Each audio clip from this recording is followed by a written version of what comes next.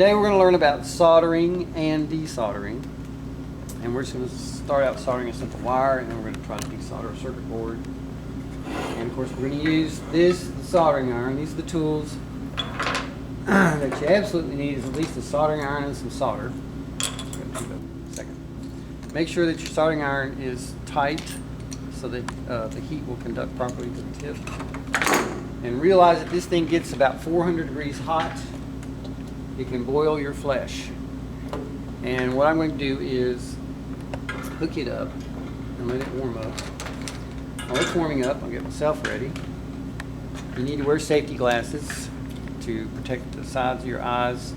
This solder, as it heats up, can pop, and it can, I've seen it pop in people's eyes. I've actually had it pop in my face. And if it hits your cornea, it will put a blister on it and you're in trouble. So we don't want that to happen. Alright, this is solder that we're going to use. This solder has what in it what's called a flux. It's actually impregnated into the solder itself. It's a lead. This is a 60% lead, 40% tin, or maybe it's 60-10, 40 lead. I don't know. I don't have the label.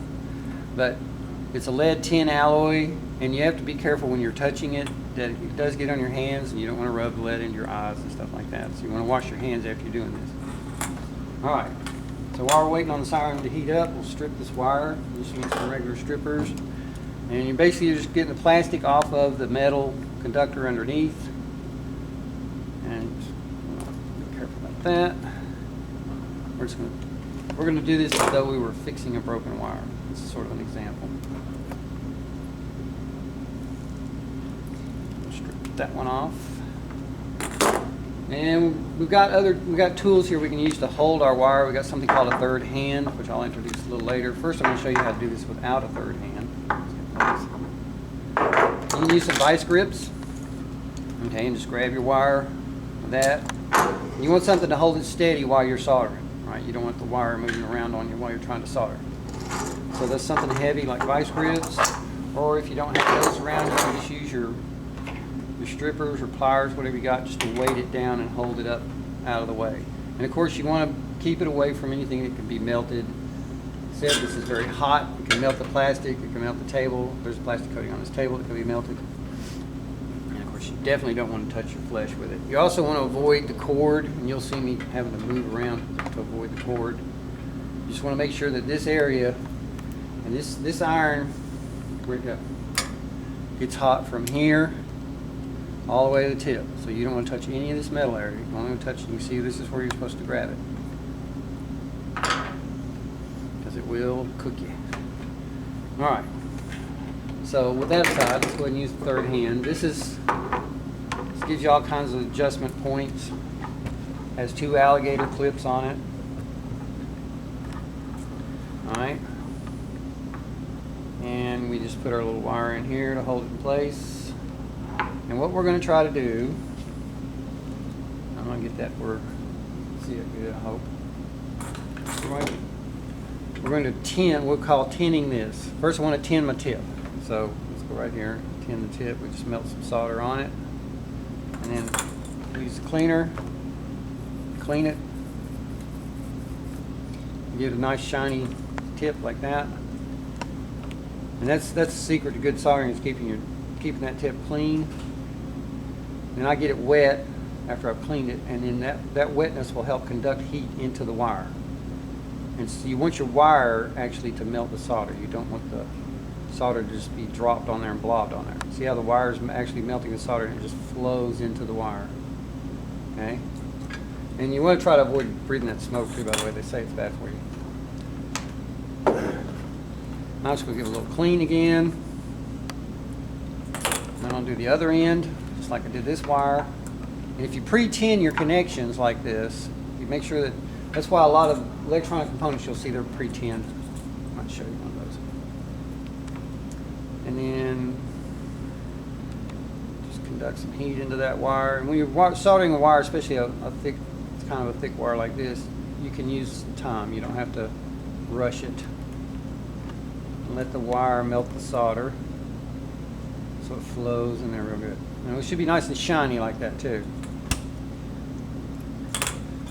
Alright. put my soldering iron up while I get these lined up. Patience is a virtue when you're working with this kind of stuff. You'll notice the wire's a little warm, but it's not hot enough to hurt me right now. And I'll try to get these lined up just perfect. Y'all can see that. What we're going to try to do is make a flat connection so we can put a piece of heat shrink over there. Because if you just twist them up, make a big glob, then you got to worry about how you're going to insulate it and cover it up. So what I'm going to do is,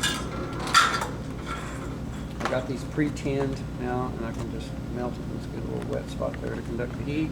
And I'm just going to melt them together just like that. Oh, look at that. That was a good one. Melt it right together. Alrighty. Okay, so let's see if we can see this. Let's put this on the table. See that. So you can see there, that's a really good connection. It's very tight. That's going to act good. Now we're going to put on it what's called heat shrink. This is just going to cover it up. And this is a special type of plastic. It's a tubing that you can buy. And we're just going to cut just enough to cover that joint. Slip this over the wire. And a lot of times, like if you don't have an open end like this, you want to make sure that you put your heat shrink on the wire first, but you want to put it way back from the joint. I don't know how many times I've put a wire together and then I realize, oh, I can't get the heat shrink on there. So here we go. Just going to twist that on there. This is a tight fit one. That's actually almost perfect. Okay, so there's a lot of different ways to heat this up. You can use your soldering iron. Use the heat off your soldering iron, but that usually takes a while. They also make special heat guns that will blow hot air on it. My favorite tool is just to use a cigarette lighter. But when you use a cigarette lighter, you want to make sure that it doesn't, the flame, let's see if I can get this, you make sure the flame doesn't hit it because you don't want to burn it. You just want to get that heat to it, make it shrink. And you can see, hopefully you can see it forms around it. And now that won't slip off. That makes a good insulator. That's a good solder joint right there. Alrighty. Now we're going to move on to desoldering. And desoldering, the soldering what we're going to do, there's all different types of desoldering tools. This is a good desoldering tool here. It has a spring here, spring loaded. And this is your trigger, which causes it to. And what it does is there's a plunger in here, and this piece sticking out is actually to clean that out, because as you desolder, solder will stick in there, so that pushes the solder out. And then there's a plunger inside there, and you can see we got some solder from a previous event, and that just causes a vacuum and sucks the solder up in there. But in order to suck the solder up in there, you have to melt it with the soldering iron. So it's sort of a combination thing. They actually make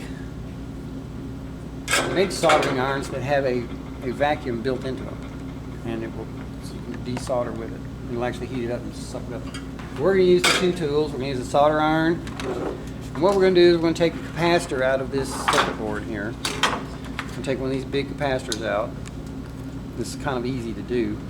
If you're doing a little component like one of these, you take a chance on burning it up, trying to get it out, especially if you got a multi-pin chip. I don't know if you can see that chip. If you got a multi-pin chip like this, it's very, very difficult to get that clean out. There are methods, I'm not going to go into that. But a lot of times you'll find bad capacitors where the top has bubbled up or it's been leaking, and you want to replace it. So that's what we're going to do here.